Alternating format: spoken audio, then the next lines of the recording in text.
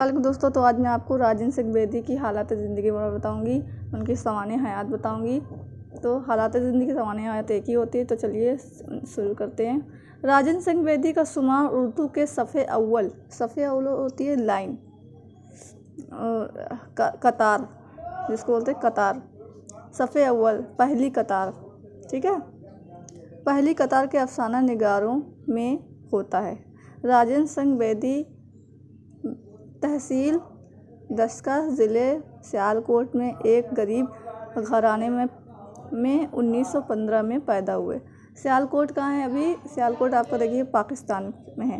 دسکا ضلع کے سیالکوٹ میں پیدا ہوئے تھے، یاد کرو، 1915 میں پیدا ہوئے۔ ابتدائی تعلیم کے بعد لاہور آ گئے۔ ابتدائی ہوتی ہے شروعاتی تعلیم، شروعاتی ایجوکیشن جس کو بولتے ہیں، تو اس کے بعد لاہور آ گئے اور 1931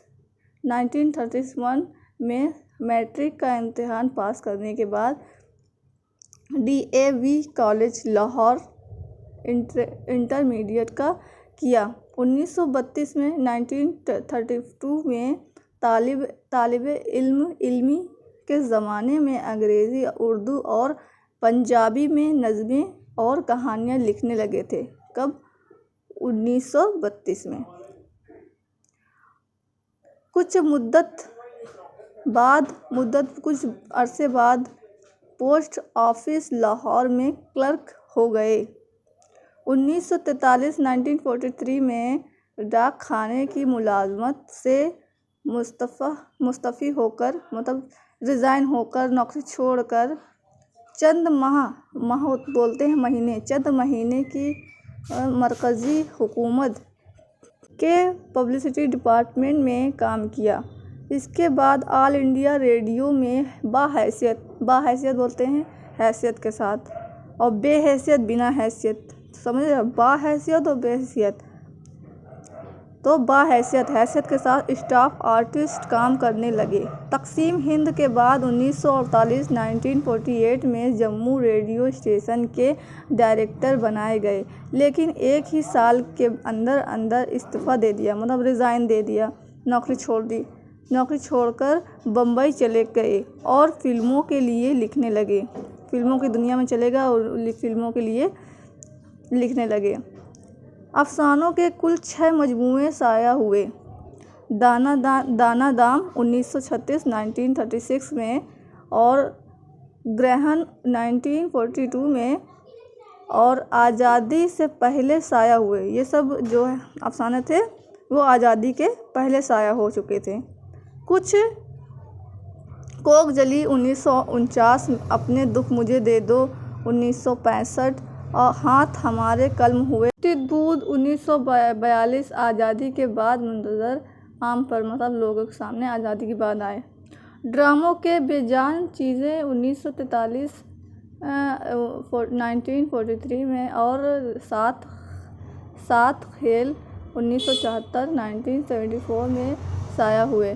راجن سنگھ بیدی کا ناول ایک چادر میلی سی 1962 میں شائع ہوئی۔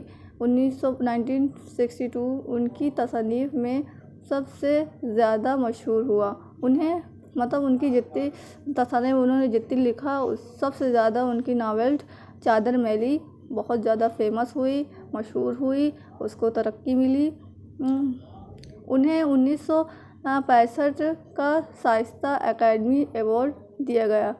1972 میں نبض ہند نے پدم شری کا خطاب عطا کیا اور 1978 میں مودی غالب ایوارڈ دیا گیا۔ اس کے علاوہ کئی ریاستی اکیڈمیوں سے بھی انہیں انعامات و اعزازات ملے۔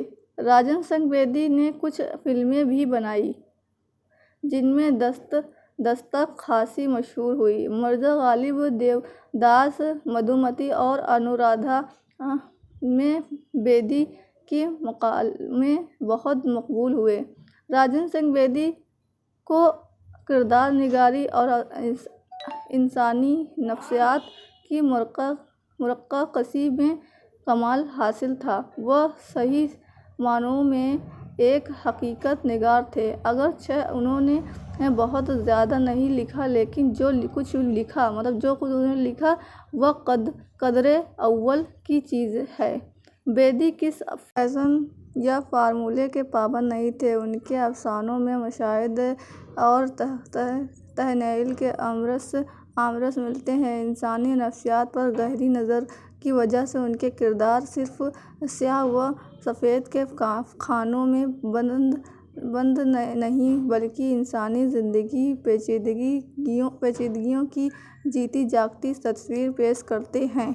بیدی کی کہانیوں میں رمزیت، استعاراتی معنویات اور اساطیر فضا ہوتی ہے۔ ان کے کردار اکثر بیشتر محض زمان و مکان کے انجام مقید نہیں رہتے بلکہ اپنے جسم کی حدود سے نکل کر ہزاروں لاکھوں برسوں کے انسان کی زبان بولنے لگتے ہیں۔ یوں تو ان کے یہاں ہر طرح کے کردار ملتے ہیں، لیکن عورت کے تصور کو ان کے یہاں مرکزیت حاصل ہے۔ عورت جو ماں بھی ہے، محبوبہ بھی ہے، بیوی بھی ہے اور بہن بھی ہے۔ ان کے یہاں نہ تو کرشن چندر جیسی رومانیت ہے